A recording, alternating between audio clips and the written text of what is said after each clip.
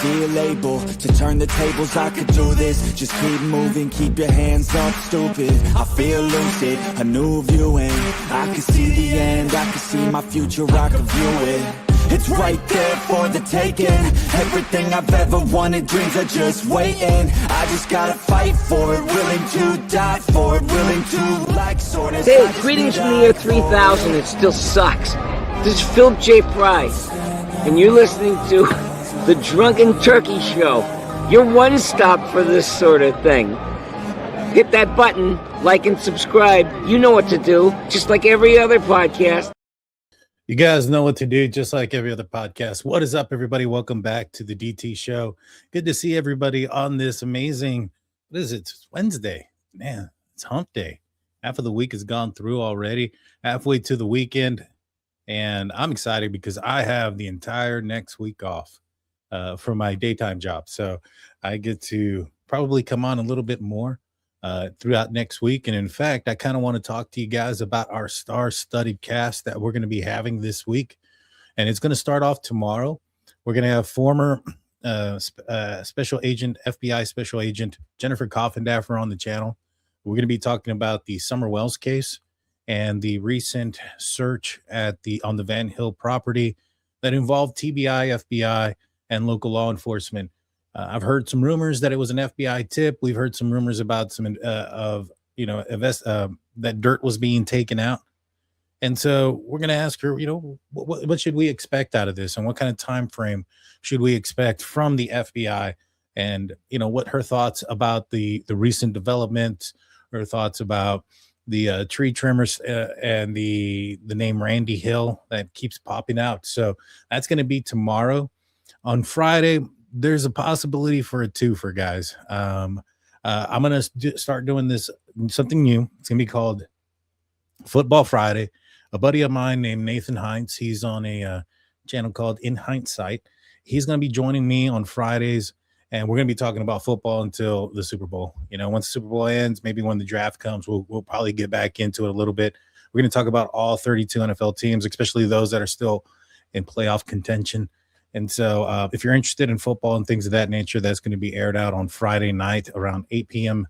Central. And then afterwards, myself and Dr. Vona, not sure yet, we're still scheduling this, but we might go live afterwards and talk about the new developments in the David case, D4VD, involving the mysterious death of Celeste Rivas Hernandez, who, by all accounts, it appears it's looking like a homicide case in the direction of David, something that me and Dr. Vona have been agreement upon on that.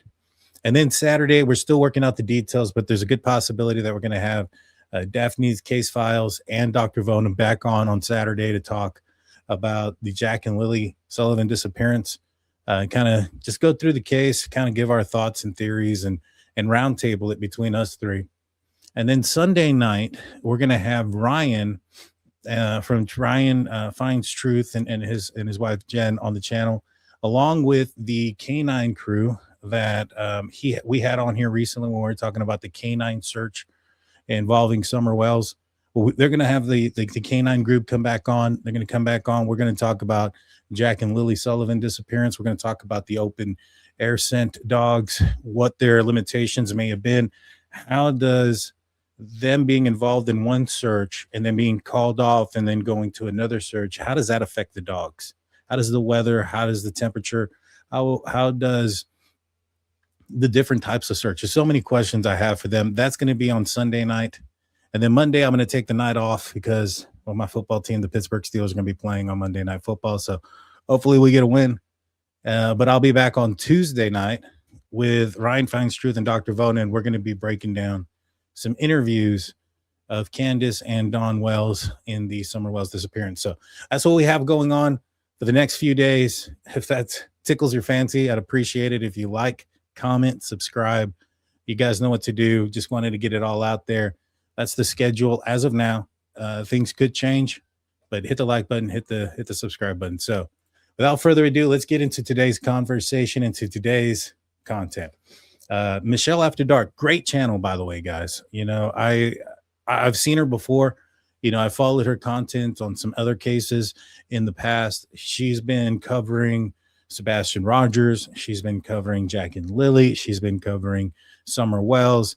And here recently, her and I have had a little bit of a response going back and forth with the Summer Wells case. And here this morning, she dropped the video. The link is in the description, so you can watch the video in its entirety. We're going to watch a good part of it, but not the whole thing.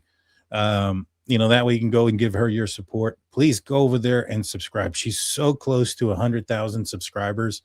And, I'm watching her content on our channel. And so we're going to react to it and kind of give my opinions to what she's saying. So the very, very least we can do is go get her over the hump and get her to that $100,000 subscriber. She does some really good work. And I truly do value her opinion. And it kind of seems like I finally might got a creator who's kind of thinking similar to me when it comes to the Jack and Lilly case, when it comes to what she dropped earlier today. So she dropped the video of what most likely happened. And I kind of want to react to it, to some of the things that she's saying, and add to it, to the things that I know, because there's something I know that I'm going to hope to break pretty soon. It might be this weekend, but I'm waiting on confirmation. I have some confirmation and some things, but I believe I have the story as to why Malaya left Daniel that day and what happened and what surrounded behind that. So that's going to be broken. I have that information in very, very, in quite a bit of a detail in that I'll be honest with you, Daniel don't even know it. I haven't even told him about it. And I'm going to wait until after I break this out there. So that way I don't want that to get to anybody or anywhere else. So that's going to be coming sometime later on this week as well. I have a meeting scheduled up with somebody who is very close to this. So, and you know what, guys, if you guys been watching my channel for a while, there's a little, I guess, a character I created called Psychic Daniel, where I predict things and eventually they come forth. And it's not because I predict them because I'm psychic. I don't necessarily believe in that, but I can, I say that solely because when I was, predicting things based on the information and the evidence that we had available, I was getting things right. And some of the haters kept saying that I was stupid, that I was this, that I was that I didn't know what I was talking about, that I was introduced into the cases too early or too late or whatever the case may be. And then I was like, well, I guess if I'm getting things right, it must not be because I know what I'm talking about. It must be because I'm psychic. And so that's when we created the whole Psychic Daniel thing. But if you go back, I kind of put some pieces of evidence together as to why I think she left Daniel that day. And I was about 95% right, guys. I was about 95% right. So if you want to figure it out before I break it, it's going to be obviously different because I know the actual details about what happened. And I know about something else that occurred after the fact that didn't make sense. And this is something that I had heard from Daniel, and it had to do with Meadow and Meadow going to CPS. That didn't make sense to me until I found out about why Malaya may have left Daniel. So I don't mean to leave anybody on a cliff note on that or anything like that, but I don't have the information like confirmed. I believe where it's coming from, but I want to confirm it by one more source just to make sure that is indeed the story. And so if it is, I'll be breaking it down pretty soon. All right, let's look at, did I talk to her? No, I didn't. So that's why I'm getting this confirmed.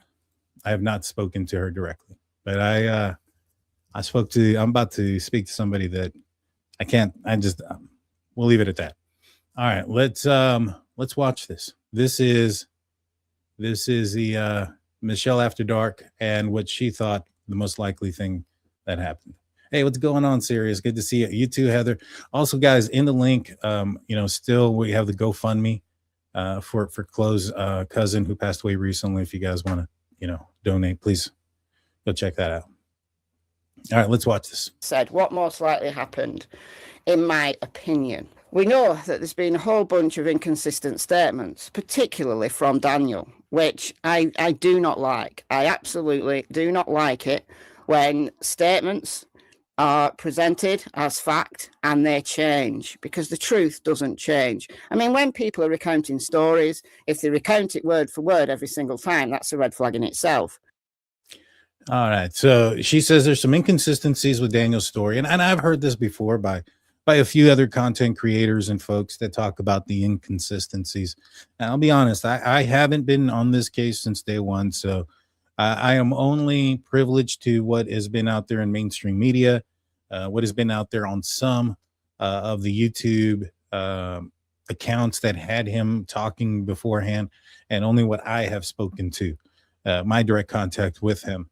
When it comes to the inconsistency aspect, so far, just in my experience, now there might be something out there that I'm not aware of, but like as Michelle mentions, like the 20 minutes here, to me, I think it would be difficult to hold them to a high expectation of accuracy about how long it had been since they had heard the kids, or how long the kids had been missing for, simply because if we were to believe their story for face value, that they were woken up and that Daniel went outside, came back in, put on a shirt and some shorts, and then ran out to go look for them, and was in such a rush that he left his phone behind.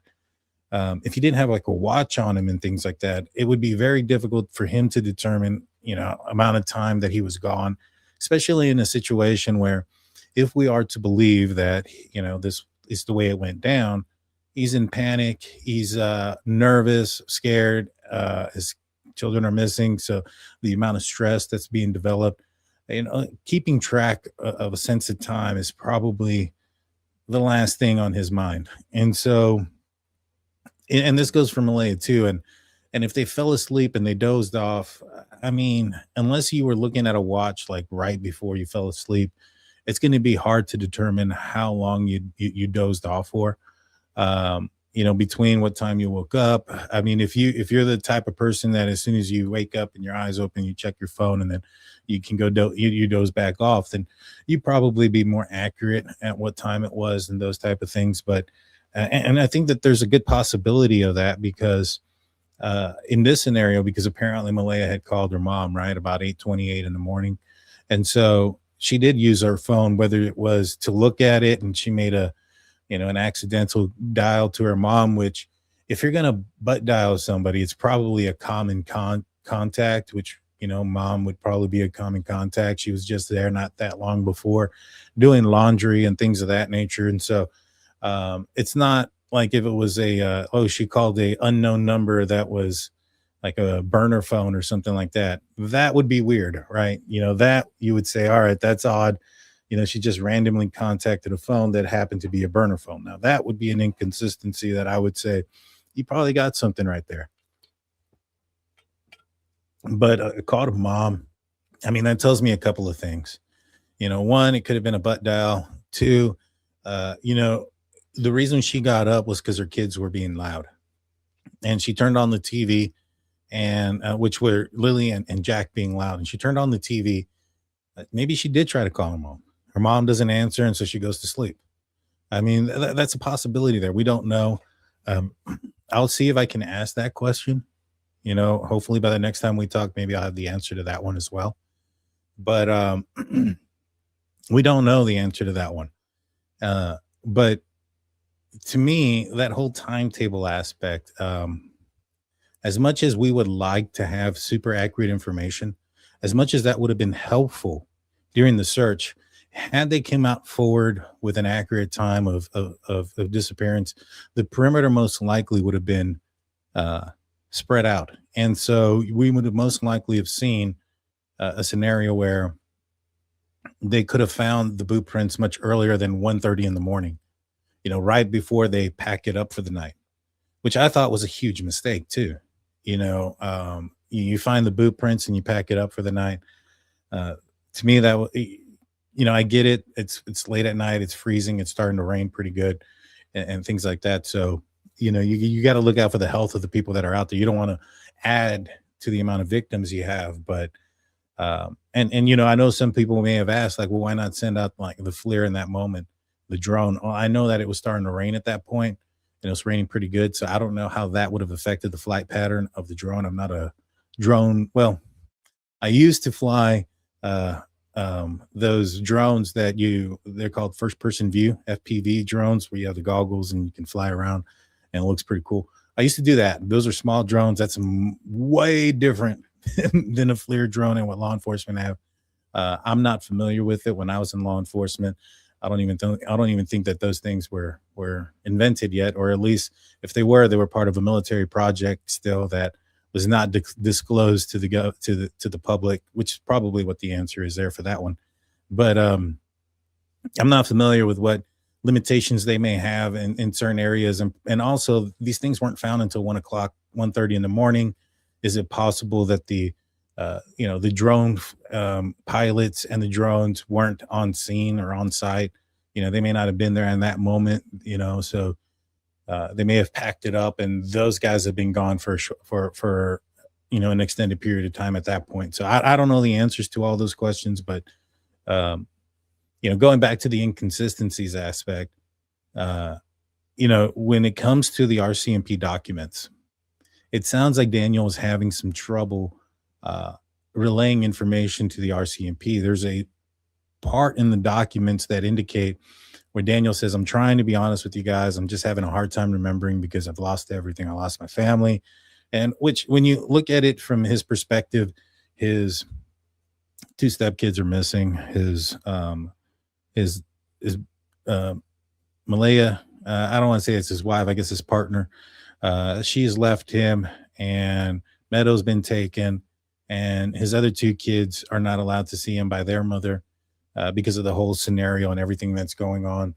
And so he goes from having just recently had his 2 older kids and his family around him into having nothing, being left and being blocked and left on, without an explanation as to why Malaya left, leaving him by himself there to deal with the media, to deal with the, as he said it, the RCMP came up to him and they said, you're the point of contact now. Malaya has deserted the search, I think is the terms that he had used. And so you put all those things on top of his plate, expecting 100% accuracy is tough. You know what I'm saying? I can understand there being some lapses in certain things. Now, a real inconsistency would have been like what he said. He said that he woke up, that he ran outside, ran back inside, got dressed, got in the Pathfinder and took off, and then got back as 911 or as officers were arriving. So he left right around the 911 call. Well, the Pathfinder that he took was a luxury edition. Pathfinder was one of the higher end models with the GPS and all the bells and whistles, and it has a computer on it, which would give law enforcement key cycles and things like that. So you would have times when the vehicle was turned on, how long it was turned on for. If there was, the GPS is going to tell you where it was at. So if you go and you look at that, and that says that he was up at 7 o'clock in the morning and was gone way earlier and left. Now that's an inconsistency. You get what I'm saying? But a matter of a few minutes here or that, as much as it would have been helpful for the search, because I think if the search, like I said before, if they come out there and they say, hey, they've been gone for, since about 8:48 possibility, I think that search is expanded. And Michelle After Dark goes into it. But when things change, when significant things change, I just don't like it. Like they said, 20 minutes. The kids have been missing 20 minutes. And then, look, I'm not going to go into all the different inconsistencies, but believe me, and go back and check my other videos where I've talked about stuff like this. Believe me, there are inconsistencies that I'm not comfortable with. But that's just me. Maybe you can brush over some of the things. Another major red flag. And for me, it's not so much that I brush over any of the inconsistencies that he says. It's more about, okay, there's the red flags, but where does the evidence that corroborates what the red flags are alluding to what some people are saying, right? Like, for instance, in the Emmanuel Haro case, in that scenario, you had a situation where the kid's been missing for a few days. There was a funeral that had occurred before he went missing, and he's nowhere to be seen in the video. The mom comes up with this story, but there's cameras around the corner that don't necessarily show the quote unquote attack she claimed that she had. But kind of, you can see the car pulling in, pulling out, and there's other cameras from inside of the building that don't show what she says. And so, there's evidence that defies that. Now, I understand some people are going to say, hey, well, Daniel, this is a rural area. They don't have that much stuff. Well, they do have some cameras. They have some at the Lourdes campground. They have some other ones in other places. And you have somebody like Bradley Wong who said that there was Daniel in his vehicle with the headlights on. Well, you may not be able to see his vehicle or see his house, but you should be able to see the headlights through the trees and things of that nature, which is why RCMP came out and immediately disputed what he had said. And so to me, it's more like, and I have a saying, I say, have you ever seen dark clouds and it not rain? In this scenario, you have these dark clouds, which would be equivalent to the red flags. And in my scenario with the dark clouds and it not rain, I would say that there's no water on the ground, and a meteorologist has come forward and said that it didn't rain. In this scenario would be like law enforcement, would be the meteorologist, because law enforcement come out and talk about the investigation and things of that nature. And they said there's no evidence, and there's no evidence. There's nothing there. And so, and I'm probably explaining it wrong right now, but to me, I can see the red flags, but where's the evidence that backs it up? And with everything that they have had, to me, I think it would be easy to determine if this was an accidental thing. Because if it was an accident, they have to discard the body somehow, right? Now, they'd have to leave, and we have proof of life the day before. And so if they're leaving in the middle of the night or something like that to go dispose of the body, there's cameras on either side. There's cameras not necessarily pointing at his house, but there's cameras close enough in the area that would have captured him having to leave.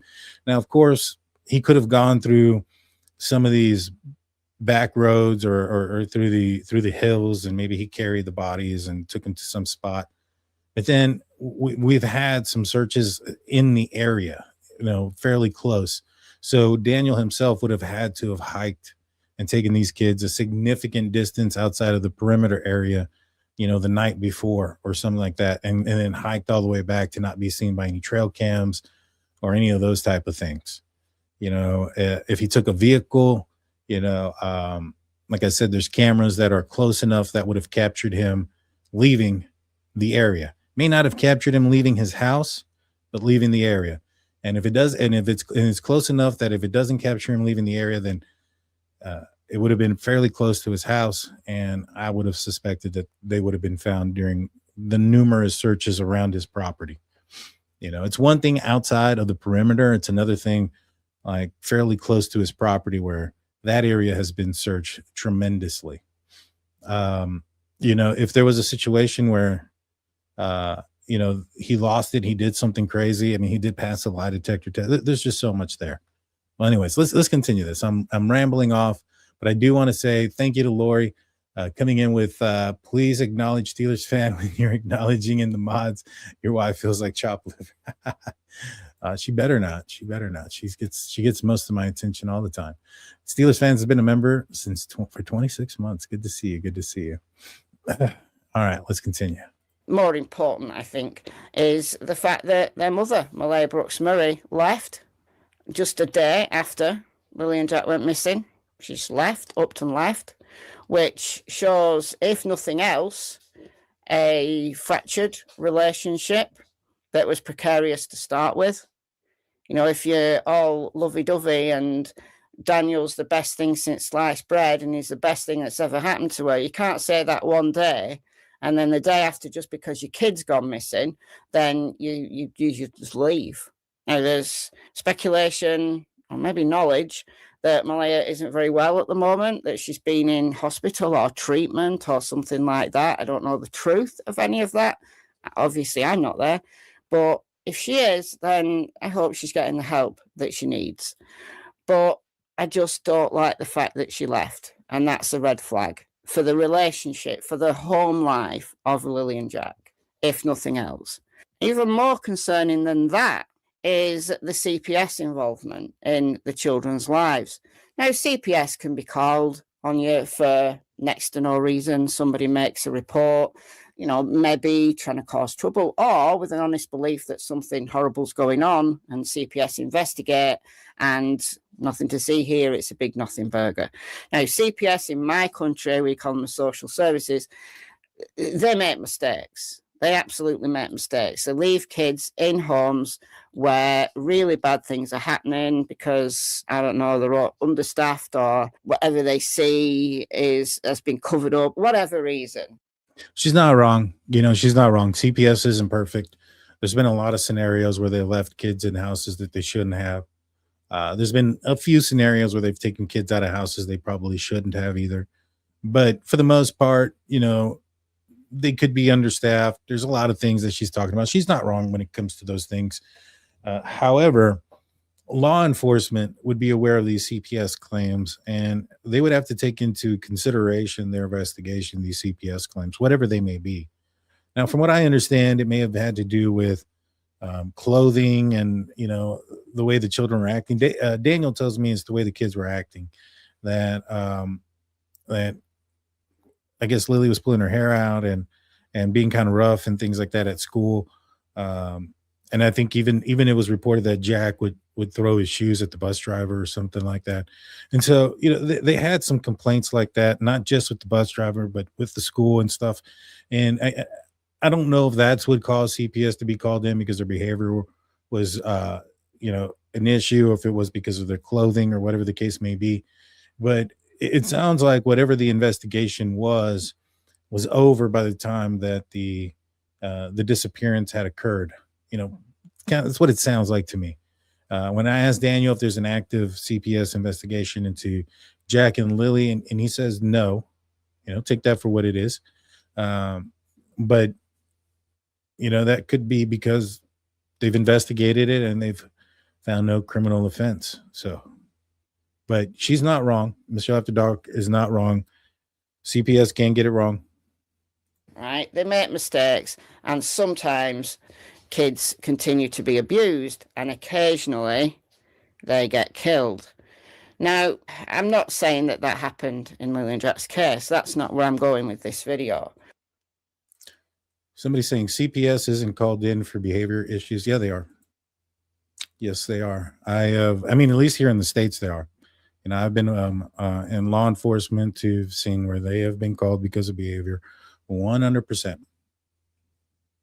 And in fact, I think that might be, especially like if they're skipping school, if they're doing like a bunch of different things, they're going to want to look at the parents, look at why this stuff is happening. So 100% CPS will look at an investigation. I mean, at the end of the day, if you have a situation where a complaint is raised, like I've seen one, because I had a friend of mine that was in CPS, and they had told me about this one where the school had made a complaint about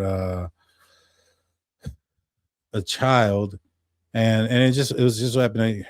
It was funny because I knew everybody who was, and apparently what had happened was the school was recommending that the kid go to special ed courses, and the parent didn't want to do it, and so the administrator contacted CPS about it.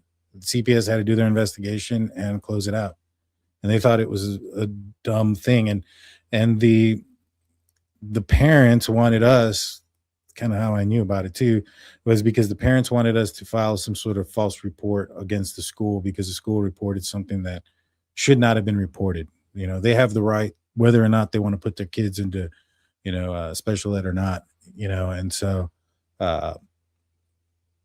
you know, it was kind of a messy situation, but CPS had to investigate it because there was an accusation that came in. An investigation had to be done. And from what I understand, the parents got cleared, obviously, and it was closed. But, you know, those things happen too, where, you know, if somebody just makes a claim, it's going to get investigated, regardless of what it is, if it gets to CPS. What I'm saying is, we can see that there was issues in this family. We can see that what the school were concerned about is real. That Jack does have black eyes, and Daniel has admitted that Jack's had a number of black eyes, mainly because Lily hits him. He's also said that Lily has behavioural problems, that she pulls her own hair out. Well, you don't pull your own hair out if you're happy. That's maybe some kind of stress reliever, self-soothing, based on anxiety. Is it because she's got undiagnosed autism? Maybe, but So with the pulling of the hair, it could be a number of things, and I'm not a doctor, so I don't want to say, oh, it's definitely this, or it means that, or it means this. I think that would be irresponsible to say. I think that in the end, it is something that a doctor probably should look at, whether it's a psychologist or, medical doctor or whatever the case may be. But if Lily was pulling her hair out and, was, being disruptive or whatnot, because my little girl, she's 2. She's got some signs of autism too. She walks on her tiptoes and things of that nature. And she's a sensory baby. She has to have sometimes this thing that straps around her. But every now and then she'll go, oh, and pull on her hair.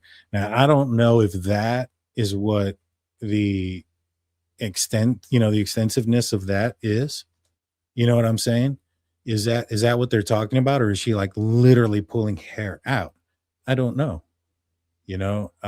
That's just, some kids do that. My daughter, she has to have this thing sometimes that wraps around her. She's not autistic or hasn't been diagnosed with autism or anything like that. But they've described her of having some sensory. And so she sees a therapist and things like that. And so I think it would be completely wrong of me to go out and say, oh, I think, that kid was abused, or I think that kid had this certain disorder or that, without at least seeing the kid yourself. You know what I'm saying? So, but could it have been something serious? It very well could be. Could it have been a medical condition? It very well could have. Could it have been resulted of abuse and neglect? Maybe. Could it have been something that is not because of abuse and neglect, and that they weren't being abused or neglected? Could very well be. I mean, I don't think anybody knows at this point. Daniel's saying that Lily had a black eye just 2 days before she disappeared. There's something going on here with the black eyes. I will say that's weird. The whole black eye situation is weird. And I've also mentioned this. If it had not been for the boot print, I think I would be very, very much more suspicious of Daniel and Malaya. And it also, if it had not been for the RCMP and their documents that they put out, I'd be way more suspicious of Malaya and Daniel. And so I just kind of take into consideration that those things have occurred. I also take into consideration that, law enforcement probably investigated these claims of black eyes and what they were. Now, there's only so much you can do so far, like now, right? Especially with the kids missing. It's not like you can ask them, but if they did have some sort of evidence and they have like visual proof of a black eye, and then, if they have somebody who witnessed it, like Daniel's other kids, and they said, oh, we witnessed that black eye because Daniel, our dad struck him or something of that nature, I'd assume that there'd be some charges there.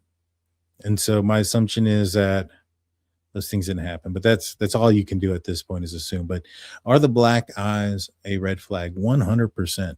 You cannot discredit that at all. And that was one of the things, like when I went into this, when I started looking into the case, like I hadn't known much about Jack and Lily's disappearance. Sonny from It's a Crime and Shame had invited me and asked me to be a set of fresh eyes, so to speak, unbiased opinion on what it is that that everybody was talking about. And, I only knew very little bit. I knew that a lot of people had suspected the parents. I didn't know. I knew that they were missing from school a couple of days earlier, and that there was black eyes. Those were the only things that I knew. And so when I went into my my podcast with them, I went in with the notion that Malay and Daniel probably did something. It was throughout the information that I was getting and trying to piece things together that the evidence doesn't kind of lead that way. But let's continue with what Michelle says. Eyes. Something going on with the black eyes. Those things have kept me in this situation where I think something must have happened, whether it was accidental, and they panicked, or whether it was more purposeful. Something must have happened in that home, either overnight or very early morning of the 2nd of May. They were last seen out and about as a family in the afternoon of May 1st. So whenever they got home from then, they ended up, I don't know, hiding bodies or hiding evidence or something. But look, these people are not criminal masterminds, are they? And we've got to consider the facts that the RCMP have given us. You can have your red flags, you can have the feeling that something's not right, but when you actually look at the facts that the RCMP have, then they've consistently said there's no evidence of a crime. I'm not going to lie. When I heard this morning, I was like, wow, there's somebody else that sees this too. There's somebody else, another creator.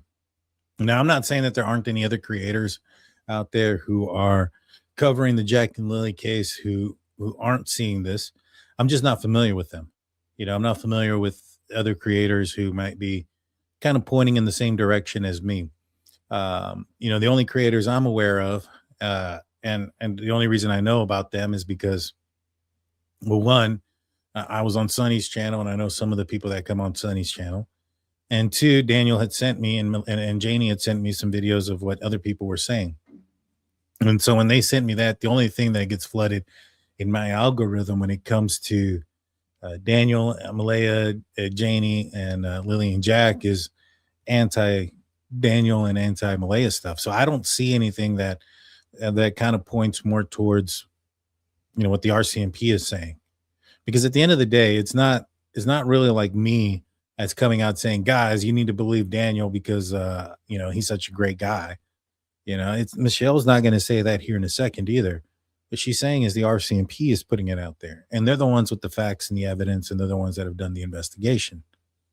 And there's evidence also to point in a different direction. But I couldn't help but I mean, I'll be honest. I sent this video to Daniel. I sent this video to Malaya's camp. I sent this video to a couple of other people that I know that are close to this, and I said, look, it's starting to change. Like the people are starting to see the evidence for what it is, and I couldn't be happier for it. But then again, they said that in the Summer Wells case. I know what's happened there. Been a raid on a house 9.5 miles away. So it doesn't mean to say that because 7 months in they say there's no evidence of a crime. Doesn't mean to say there wasn't one at all. Just means they don't have evidence of it. But I think in relation to the parents and Janie, the step-grandmother, I don't think there's enough evidence to say these people are suspects. They passed polygraphs. Janie couldn't have hers analysed because of her heart condition, but they passed polygraphs. That's something. And so real quick, I do want to address the heart condition stuff. If I misspoke, I apologize. What I had said, or what I meant to say, was Janie took a lie detector test, and during that process, they told her that she wasn't a good candidate for it because an issue with her heart rate. Now, the lie detector test folks aren't doctors, and so they don't know what's wrong. So they told her, we recommend you see a doctor. And Janie says, I don't want to see a doctor because I'm afraid they're going to say they found something because of this, and I can't handle any more negative stuff. And so that's what I had thought I said. But if I said that because of a heart condition, I apologize. I misspoke. I didn't mean to allude or misdirect anybody with that. But what I was told was that she took the test and they stopped her during the test because her heart rate, I'll just say it. I mean, her heart rate didn't fluctuate when they asked her to lie. So you know how I tell everybody, there's nobody that's going to get 100% on a lie detector test because they ask you to lie. They do a baseline. And so they're going to ask you to lie. And there wasn't enough of a fluctuation in Janie's heart to determine whether or not in her heart rate, if she was lying or not. And they said, hey, we don't know what this is or why this is doing it. And they tried multiple times throughout the day. So it wasn't like it was a result like of, she took some drugs in the morning and it was affecting her heart. They did it throughout the day and couldn't, there's some people that their heart rate don't change. And so that doesn't make you a good candidate. And they told her, we don't know why. We recommend you go check it out by a doctor. And that was basically what it was. And so, yeah, I don't want to put out there that she has some sort of heart condition, because, that may or may not be true.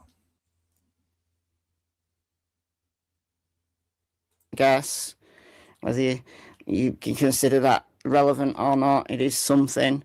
And they've had numerous interviews with RCMP. They've given their phones, Malaya's vehicle that Daniel supposedly used going searching for the kids has got GPS system. It's a modern car. There's nothing to indicate that anything happened other than the children walking out of their own volition at some point early in the morning on Friday, 2nd of May.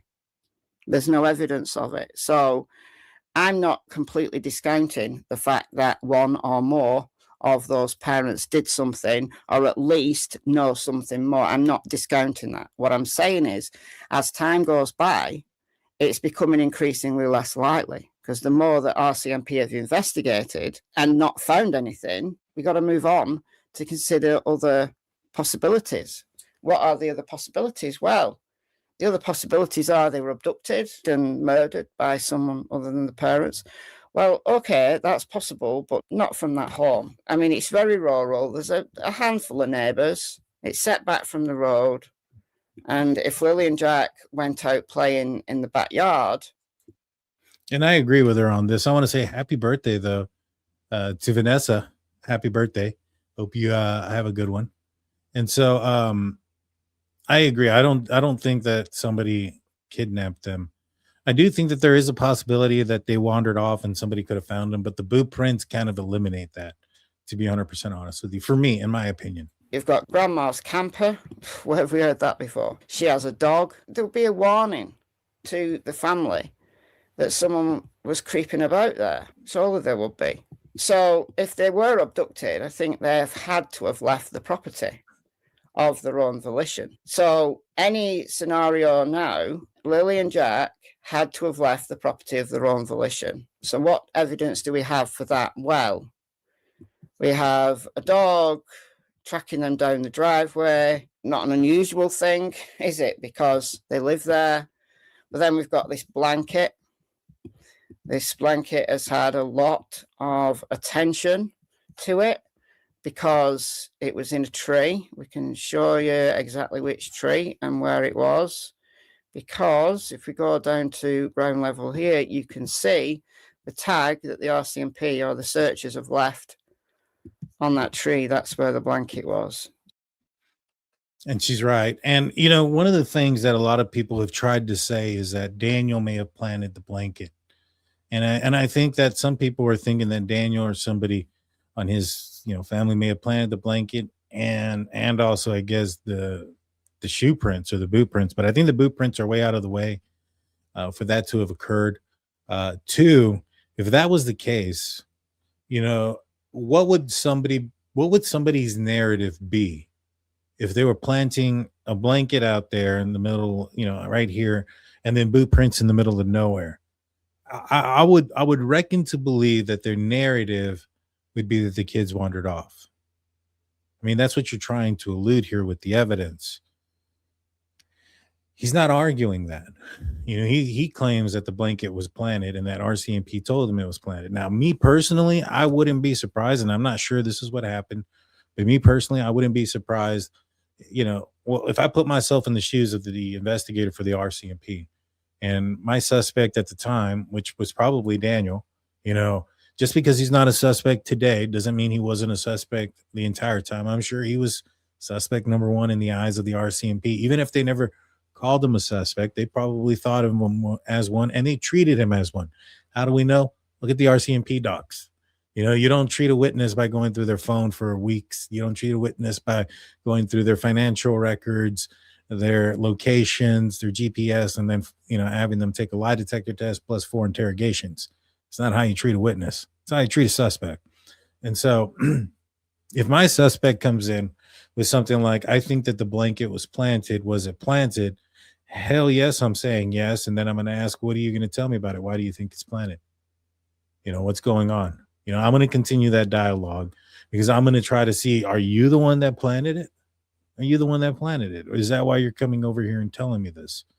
And so I don't know. I don't trust the information to be 100% accurate when Daniel says that RCMP have told him they believe it's planted. I just don't buy it. I don't buy that that's what they truly believe. Now, could he be right? Could RCMP be saying that and they be lying to us about a lot of things? Maybe. I just, if that was the case, they probably suspect somebody outside of Daniel because of the information that they released about Daniel. They've basically handed over their entire investigation to the public and to a potential defense attorney if they ever arrested him to create reasonable doubt for a case against them, which I've never seen any law enforcement agency ever release this amount of information about a suspect before an arrest. And especially this amount of information that alludes to their innocence. So, and with some exculpatory evidence, the boot prints are fairly exculpatory of something nefarious occurring. So, take that for what it is. But, yeah, I think more than likely the kids probably had a piece of the blanket. I think that there's a good possibility that that blanket was torn into several different pieces before it was even thrown away. And why was there a hole in the bottom of the blanket? From what Daniel told me, that piece of garbage that was holding the blanket was in the garbage for over a week. So could it have been an animal that tore a hole and it just so happens there's a hole in the trash? But it has nothing to do with as far as relations to the blanket. I think that's very much possible. So lots of speculation on this channel and elsewhere about whether that blanket was planted, whether it was placed there, or whether it was a piece of blanket that maybe Lilly found and wanted to take it with her for whatever reason. She took a backpack with her. She potentially took a doll with her.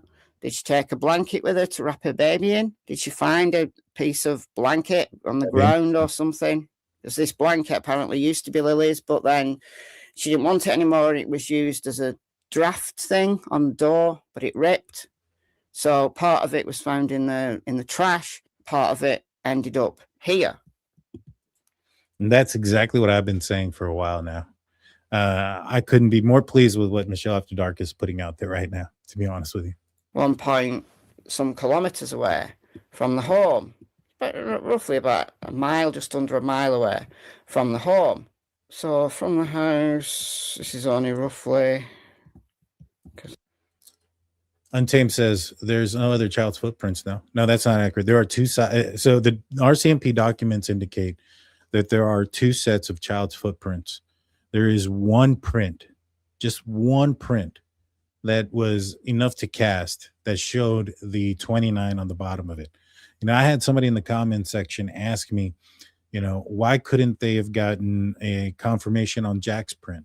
Well, there's a couple of different reasons why they probably only got Lily's and not Jack's confirmation. One, Lily's boots were just recently purchased, so they were within the scope of the financial records search that they did on Malaya, and they were able to find the purchase of the boots, and they were able to match the tread and the size to the boots that were found, the boot prints that were found that just so happened to be missing.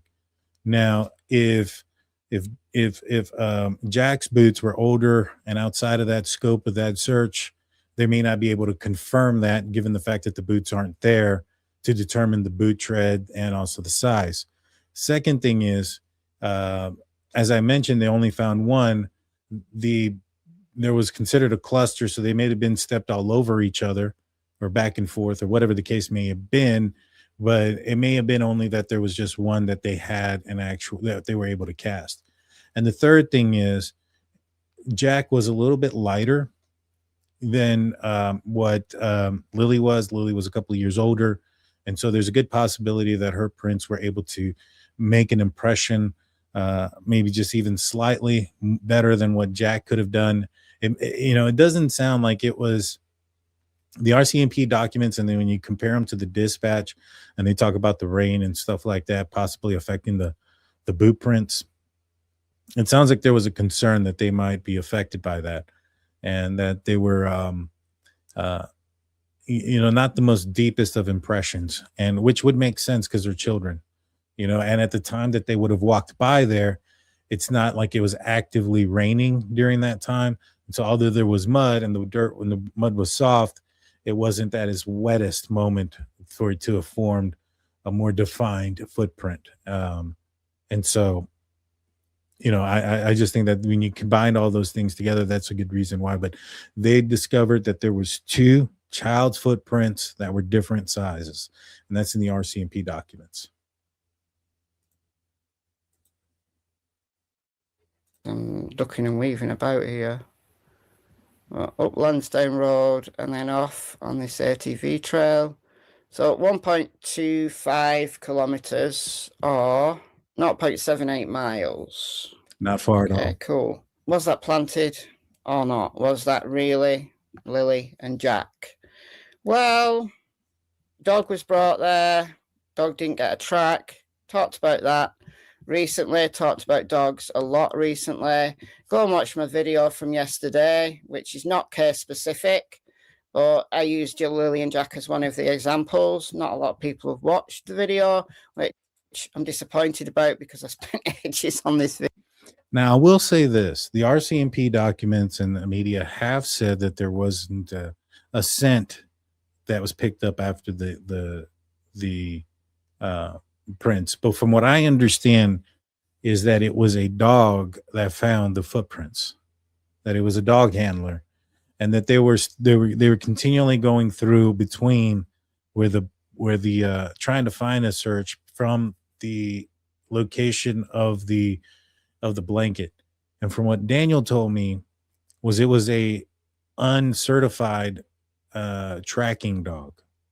So what they had out there earlier was a open air scent dog, and what they had utilized supposedly to find the boot prints was a tracking dog. Now, I'm gonna ask some questions from my canine search friends on Sunday about, can they count it as a dog, connecting the scent if it's uncertified? It has, what I understand is, has since been certified. There was a RCMP news article about a specific dog that had been certified, and it talked about how it was involved in a couple of recent searches for a couple of missing kids, which obviously would be this case. And so I think I've figured out which dog it was that actually found the boot prints, but apparently it was Ground and Search Rescue, a dog handler that did. I don't know, that's what Daniel was told from the team out there, the search and rescue team at the command center. That's the term he used. At command center is what they told him. And yes, go watch this other video from Michelle After Dark. We got to get her up to 100,000 subscribers, guys. Let's help her out. We're watching her content, so that's the least we can do. And while we're at it, let's like and comment and subscribe on this content as well. Bringing you truth and facts, guys. If you like truth and facts, hit the like button and the subscribe button. Yeah, but anyway, there's also Summer Wells and Sebastian Rogers used as examples, facts about why and when search dogs fail. So I've got a speculation, a theory about why, if Lilly and Jack were there, a dog didn't follow the track. So you can go and watch my recent videos on that. But then the boot prints. Now, on the DT show yesterday, he showed the map, and apparently he's got GPS coordinates of the precise place where the boot prints were, and it's just a little bit to the west of where I've got this pin. Coordinates for various. No, I moved it. Hold on, give me a second. Let me put it back. Okay, there it is. And so, yes, I have the actual GPS location of where the boot prints were. The image I have, which I am not going to disclose it yet, the image I have of it, I believe, is from RCMP Search and Rescue, or the Search and Rescue team, of where the boot prints were. So I have an image of it and the actual location and the GPS location. I don't want to share it because I'm afraid that'll disclose a source to somebody if they see that picture. And so, but I have the actual GPS location, and it is right off the edge here. and listen to what she says. I'll move this pin along, but it is pretty compelling when you think there's this ATV trail. So they've walked along the road. They've not gone into the woods at all. Like people have said, I don't believe Lilly and Jack would have wandered off into the woods. Well, they didn't. If you look at this, they didn't. They walked on the road to here. This is an ATV trail. It is a trail. It's, you know, you can see, it looks like it's a road, little road. They go up there. They carry on walking along here. They go up here. And even though it looks like the trail ends, it doesn't. Why? They went for what? Who knows? They go playing, exploring. You know, Lilly with her backpack, Dora the Explorer, trying to get to school. I mean, school's in this direction. And if they'd carried on walking up Lansdowne Road and carried on walking, they would have got in the general vicinity of the school. But for whatever reason, if they turned off and they went up here, they just carried on walking, they come out here. This is the pipeline trail. And you can't go down to ground level here, but boot prints are a little further this way. Same size, same tread as the boots Lilly was wearing. And the RCMP have checked all this out. They know what size Lilly was bought in March. They know exactly which boots. So unless there's another kid out there with the same size and same boots as Lilly, then that's Lilly. And that person would have also been traveling with another child with smaller boot prints like Lilly was.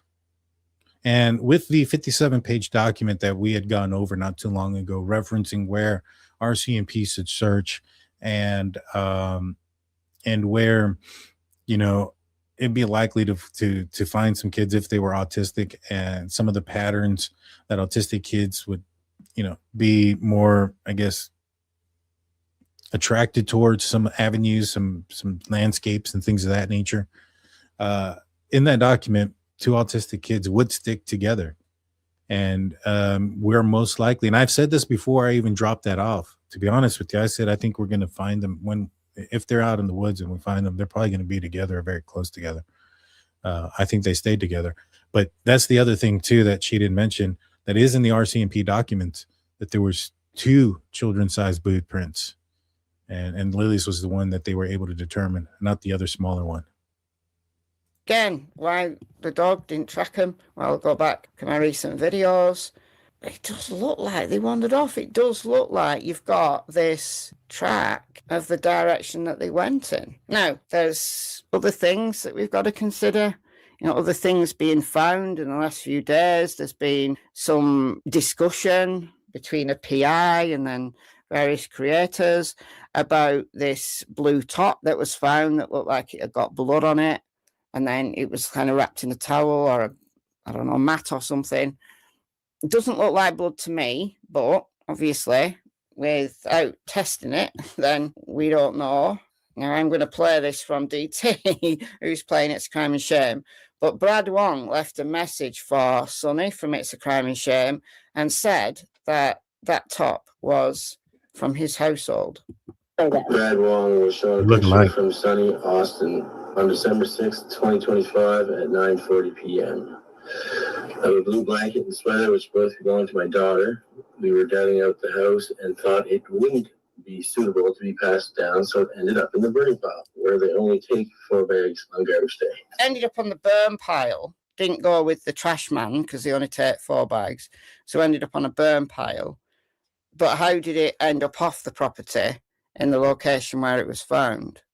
And does it have blood on it? I don't think so. I mean, I know that there's a few stains on it, but if it's been left outside, I mean, I don't know how it got wherever it got. But I don't know either. It's a weird thing, right? It's a weird thing.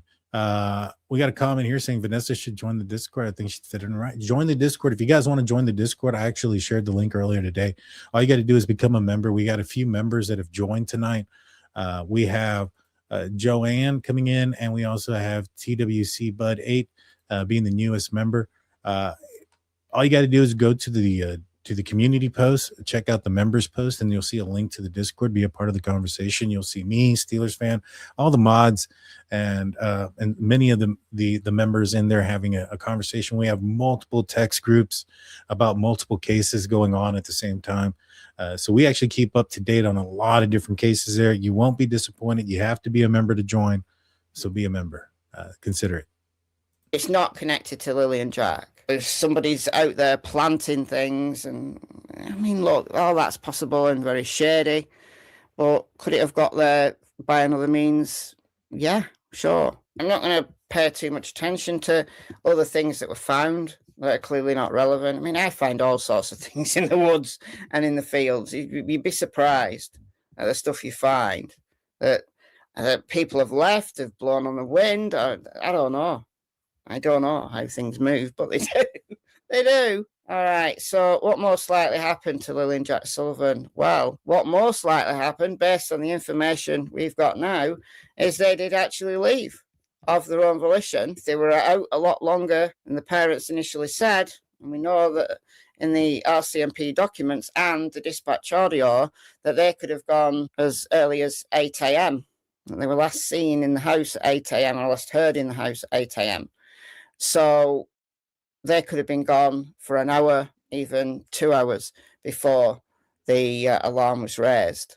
Now, Janie said that she heard them just after the phone call with her brother, which was 8:48. So by 9 o'clock, they were gone. So that gives an hour before the alarm was raised. It gives an hour and a half before the first cops got there. You're looking at 2, maybe 3 hours before searchers got out there.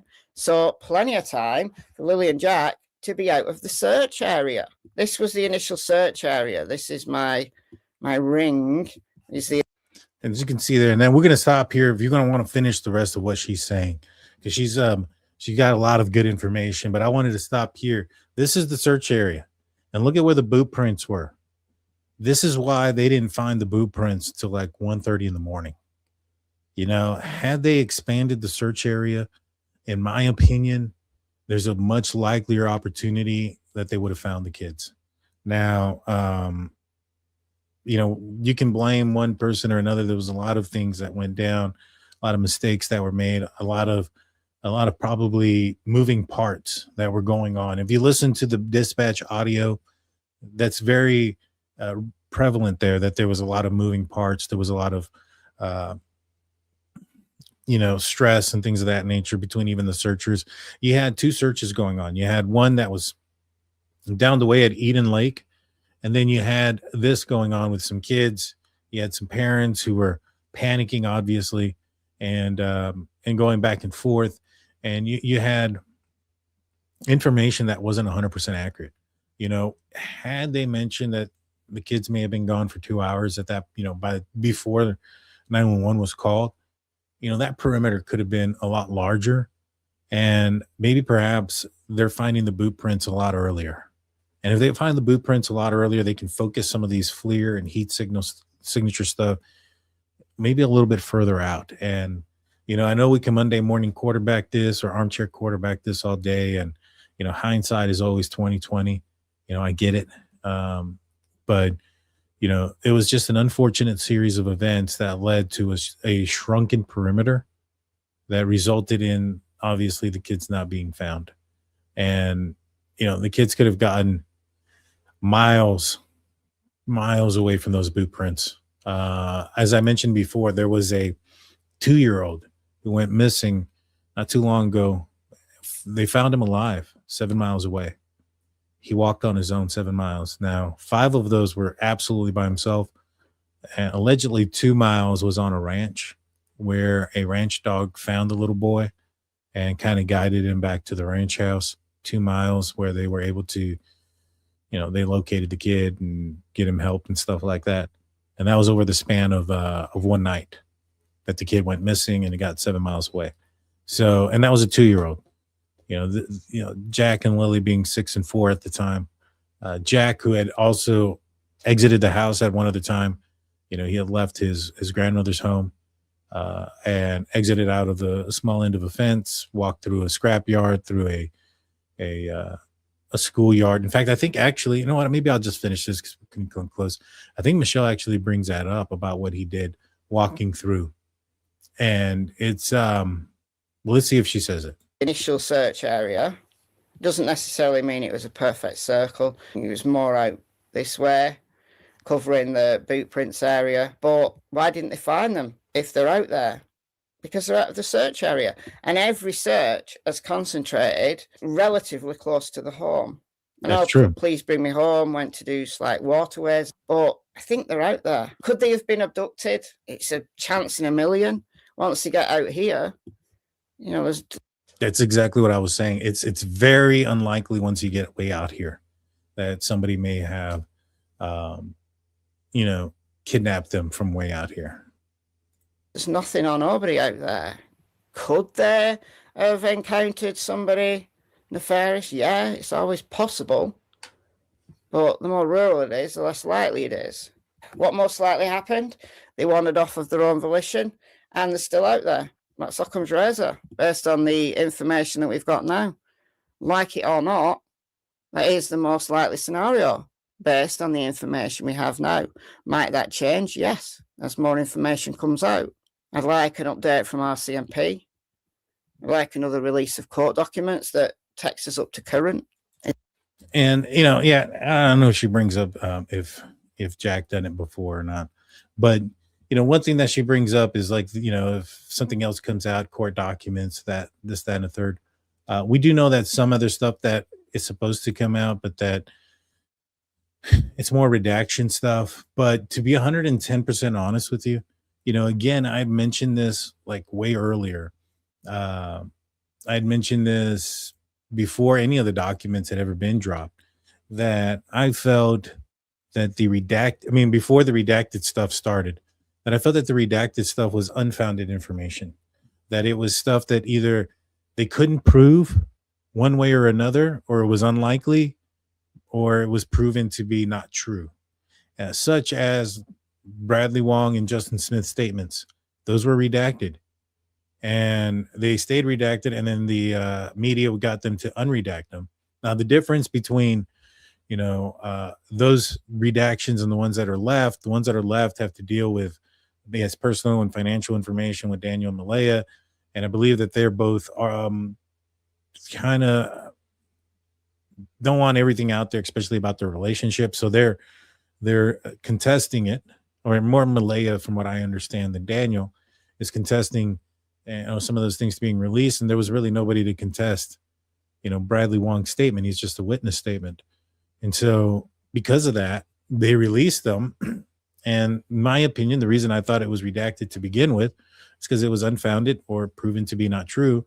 And when that information came out, the RCMP immediately disputed, and that was the words that were used by the local mainstream media that got the email from the RCMP, was that they were disputing the claims from Brad Wong and Justin Smith, meaning what I had said before. Now, is it because I was psychic and I predicted that? No, it's because, to me, I'm familiar with how law enforcement works and information that's supposed to be getting out. Now, I'm shocked that they're able to get all this unfounded information out that has no relevation to the case. You know that this stuff's coming out, especially in a place where it sounds like a lot of information doesn't come out. So take that for what it is. All right, I'm going to answer some of your questions, guys. Please put a couple of stars if you have them. Put the stars there. I want to remind you guys of our lineup that we have coming up tomorrow. I have former FBI Special Agent Jennifer Coffindaffer. She's going to be on the channel. We're going to be talking about the Summer Wells case and the recent FBI search. Then on Friday, I'm going to do a new thing called Football Friday, where me and my buddy Nathan Hines are going to be talking about all of the NFL from here until the end of the Super Bowl. And then maybe pick it up back into draft time, and then again when the NFL starts. But we'll be doing that on Fridays, just kind of talking about the NFL. And afterwards, we haven't closed it out yet or decided, but me and Dr. Vona may do a second show on the David case. There's a lot of information that are coming out about that. Saturday, it's still up in the air, but I'm trying to get Daphne's case files and Dr. Vona. Dr. Vona's agreed already for Saturday, so we're just waiting on Daphne's case files if she's going to be able to join us. But we're going to have a panel discussion on the Jack and Lilly case on Saturday, if that goes down Saturday evening. Sunday evening, it's already seems to be locked. I'm going to have Ryan from Ryan Finds Truth, and we were recently on his channel, and we dual streamed, and it was aired on ours. We had a K9 crew, and we're talking about the Summer Wells case and her disappearance. We're going to be talking about Jack and Lily's canines and the air scent dogs and everything else in between come Sunday. And then Tuesday, we're going to have Ryan Finds Truth and Dr. Vona on to discuss some of the Candace and Don Wells interviews with Dr. Vona and Ryan Finds Truth. That's going to be on Tuesday. So star-studded lineup for the next few days. If you want to catch it, you have to like and subscribe. So that way you get notified. All right. Hit some stars in the comment section. If you have questions for me or comments, I'll do this for the next 5 minutes or so. We'll answer your comments and questions. To speak with a police officer, call 1-888-803-RCMP, which is 7267. Thank you, Axeman. Appreciate that, my man. Let's see. Fake psychic. Are you talking about me as a fake psychic? I don't claim to be a psychic. It must have gone over your head. Let's see. To me, I think more of myself as like, have y'all seen the show Psych with there was this guy where he pretended to be psychic, but he was really trying to be a detective and he just noticed small details and things of that nature. That's kind of where I see myself at, but not, also comedy and the whole 9 yards with it. That aspect of it. I don't believe in psychics. I'm not saying there ain't real. I just personally don't believe in them. Let's see. Hypothermia is a major factor nobody's talking about. Yeah, hypothermia is definitely a major factor, especially once it got late.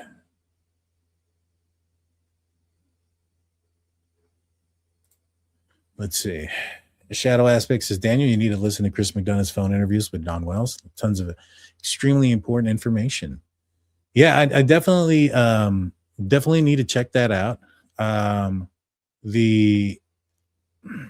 So I've seen some of them. I haven't seen them all.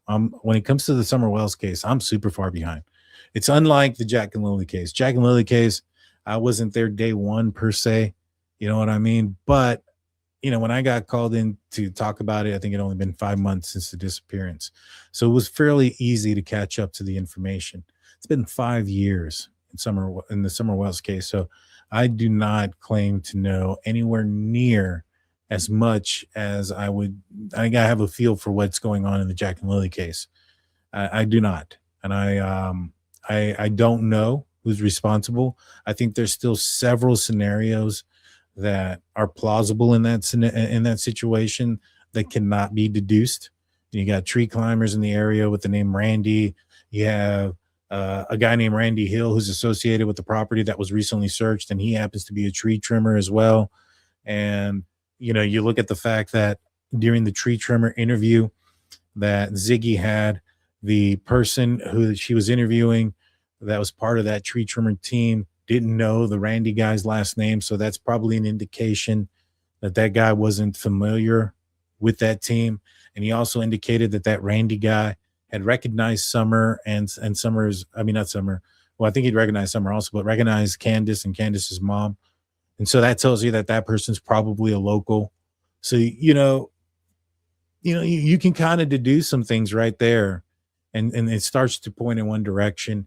You got Fred Hill, who's made some weird, statements. He reminds me a little bit about Bradley Wong, where a neighbor who's got a little bit of a troubled past has some weird statements that some might want to wonder, why are you saying these things, especially if they're proven that he may not be 100% accurate or also lying. And then you also have, the parents have a little bit of some red flags there. Then you also have some footprints in that case too. So there's a lot of things in that case that I'm still catching up with, that I'm not nowhere near. Like with Jack and Lily, I can say that I'm like 95% positive that they wandered off. I'm nowhere near that in the Summer Wells case. I'm like 50 of everything. Like I have no idea. Like I said, I'm just kind of looking at a few things here and there and trying to put it all together with the knowledge that I don't know everything in that case. And there's a lot of stuff. There's a lot more in that case that I don't know than I do know. And to be honest with you, I take that approach with every case. because that's the truth. Law enforcement knows way more than I do. Now, do I know some things? Yeah, like I mentioned earlier at the top of the show, I know I've got an idea of why Malaya left that day. What are the events surrounding her leaving, the second day of the search, and why she may have felt compelled to do so. I know the reason behind it. I'm getting some confirmation on that, and I'm going to be breaking that here pretty soon as well. I'm sure law enforcement know that information. I'm sure they've had it for a lot longer than I have. I can almost guarantee it. So I know I don't know everything. I don't ever come with that approach. But definitely in the Summer Wells case, I can say that I am still trying to catch up.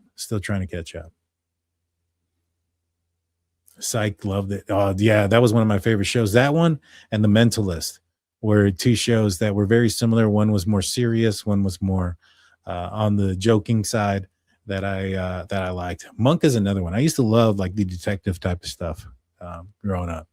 Or not growing up. I mean, that was my adulthood. Let's see, young adulthood, but my adulthood.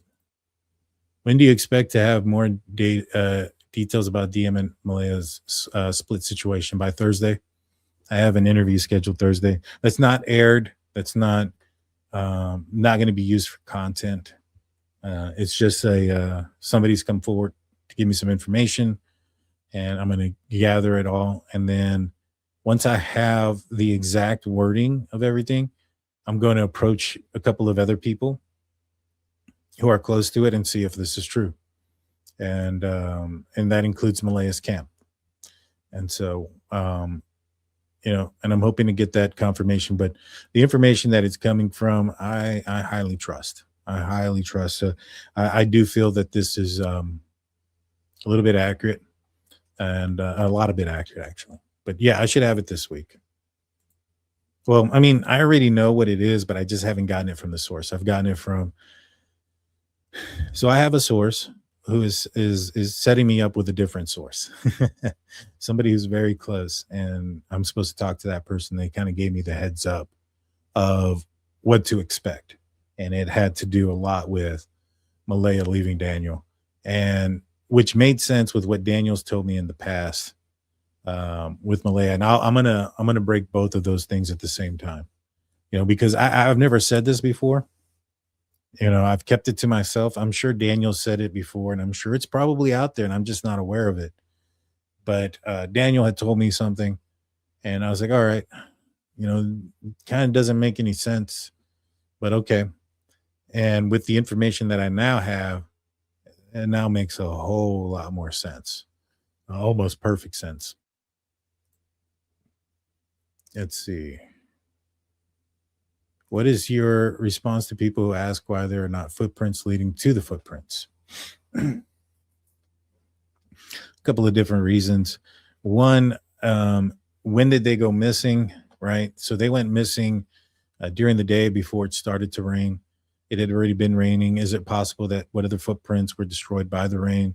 The other thing is, too, it just may be this was the only spot because it was in an open area, an open area because it was off of the pipeline. That it just so happened that this was a spot that was muddy that they walked through, and that the other, walking along the side of the street or walking up the street didn't have that. There's a couple of different reasons, but at the end of the day, they belong there. They're there, right? And so they didn't fly there. They didn't float out there. They walked there, and we just either it was trampled or it was just not seen, or the rain by the time they got out in that area had destroyed some of the tracks, which again, there was some concern about the rain destroying the tracks that they did find.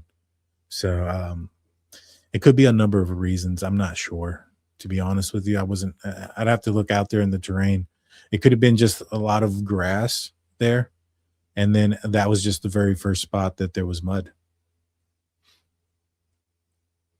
Why did Wong not give a written statement and did not want people on his property and waited so long to tell the police he's seen cars? It's good points, and that's one of the things, like when I talk about like Fred Hill in the Summer case, where there's some weird stuff. This is what I'm talking about in this case here. There's some weird stuff there. You know, and then his stuff, his daughter's sweater and the mat end up miles away and supposedly out of a burn pit, but there's nothing burned. You know, it's all weird. It's all weird. But I will say this. I don't think that Wong planted, you know, his own stuff out there unless he got nervous and he knew it was going to trace back to him for some reason. But, you know, you don't go and plant something and then immediately turn around and say, oh, it's mine. You get what I'm saying? It doesn't make any sense. So I don't know. He's weird. Will I collab with Michelle? I would love to collab with Michelle. I've tried to reach out to her. If anybody has her email address or a way of contacting her, please send it to me. The only thing I've been able to do is comment in her comment section. I asked her once. I don't want to overdo it. You know what I'm saying? I don't think she saw my comment. If she did, she didn't respond to it. But I would love to have her on. Michelle, if you're watching, I know you've watched before. I would love to have you on and be part of the panel and just kind of bounce ideas back and forth. I think you're very intelligent, and I would love to have that opportunity. But yeah, I've reached out. I haven't gotten a hold of her yet, so we'll see what happens. Did I decide not to go over Vincent Mallory's video yet? Not yet. I just haven't watched it, guys. I was working all day today. In fact, I was going to have to move the show back. That's why I deleted the broadcast and then I brought it back. I just haven't had a chance to really take a time to listen to what he says. Tomorrow is it's one of my days off, so I'm going to actually go through and listen to what he says and stuff. So that might be added to. I haven't seen it yet. Okay. And I think I'm actually towards the bottom already. I walk the pipeline trail myself. You can easily walk along the pipeline and not leave prints in most places. Interesting. Can you reach out to me? Johnny, I'd like to get more information of your perspective on the pipeline and what you've seen.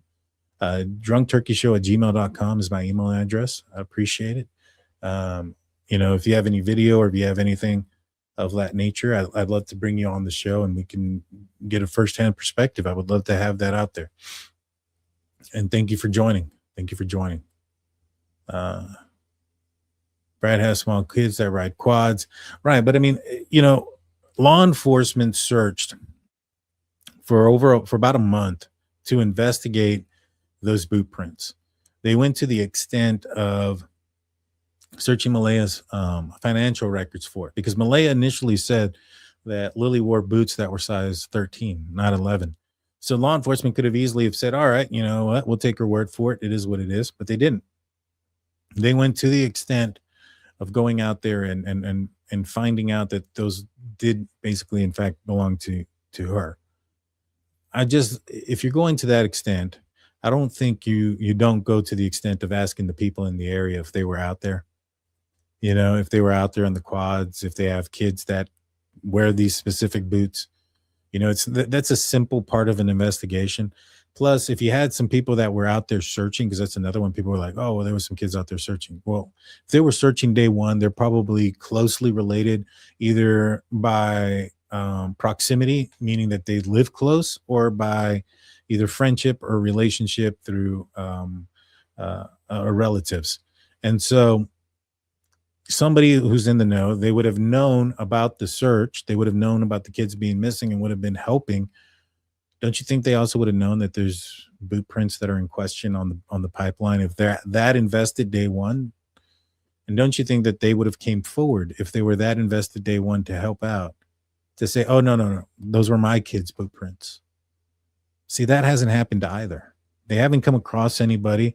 I mean, it wouldn't be hard. You know, if you know, and I know, and I live in Texas, I live way out in the hell far away from Nova Scotia, and I know of certain people's kids who may have been out there. I'm pretty sure the RCMP do. And if they investigated this to the extent that they did, I would assume that they went out and asked the people that they were aware of that were out there, that had kids out there, were your kids in this area? And do your kids wear these size boots and this type of boots? So it's not a hard investigation. there's a lot of this type of stuff that we're never going to hear about. This falls under what is called a canvas. And this is where law enforcement go out there and they ask and they do questions and things of that nature. Unless evidence of value comes out of it, we never hear about the results of a canvas. Because at the end of the day, the only thing that we ever hear of the results is when there's an arrest and there's an affidavit and there's a probable cause, and then we have a court hearing, and everything is surrounded based on the suspect because they're the ones on trial and they get to face their accusers and the evidence against them. We don't hear about the evidence that cleared such and such over here, or the evidence that they looked at over there that ended up with nothing. And so some folks come up with this idea because we don't know about that investigation that it didn't exist. And that's not the case. And that's not the case here. I can almost 100% guarantee you that if RCMP went to the extent to look at the financial records, to look up the SKUs and the barcodes and go to the Walmarts and look up the boots and to determine that she in fact was mistaken and misspoke when she said she thought that they were size 13, they were size 11. I mean, if they went to that extent and they searched and they did an extensive search on the boot prints, an investigation into the boot prints, it indicated from May 3rd to May 27th was this investigation. I just feel that, given everything there's no way that these boots are some random kids that are unaccounted for and that law enforcement couldn't figure out who they were. Just no way.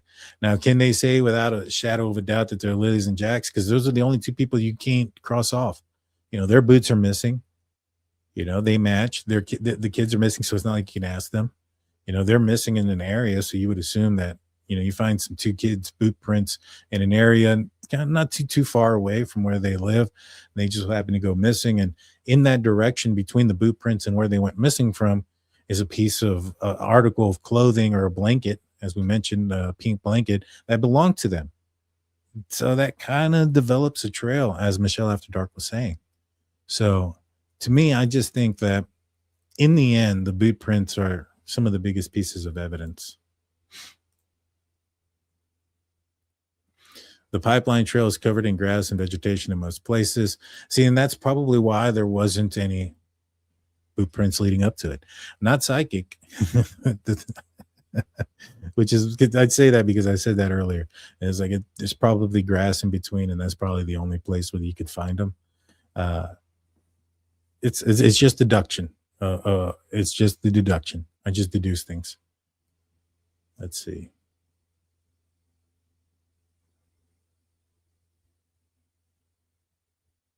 Oh, thank you. I appreciate that. Let's see. Thank you, Daniel. Lilly and Jack. I agree. Thank you, Sue. I appreciate that. And we have the newest member, DR. Oh, man, Works Duke. I hope I said that right. Thank you. Thank you. All righty, guys. So that's going to do it for me tonight. Again, tomorrow, I'm going to be on with retired former Special Agent Jennifer Coffindaffer. We're going to be talking about the Summer Wells case. You don't want to miss it.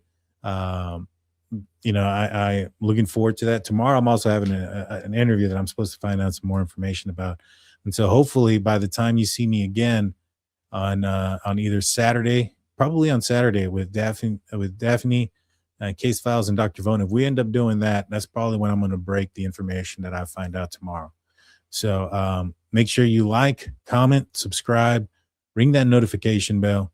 I'll see you guys next time. If you're watching this on Apple or Spotify, please give us a 5-star rating. If you haven't checked us out on Spotify, please go check that out. When I do members lives, we will be airing the member lives on Spotify. So if you're not a member, you will be able to watch them there on Spotify for free. There'll be ads and things, and obviously you won't be able to be a part of the conversation as that's for members during the member live. But at least you'll be able to get to watch the replay there. So hit the like, subscribe, consider joining. I'll see you guys tomorrow night. Peace out.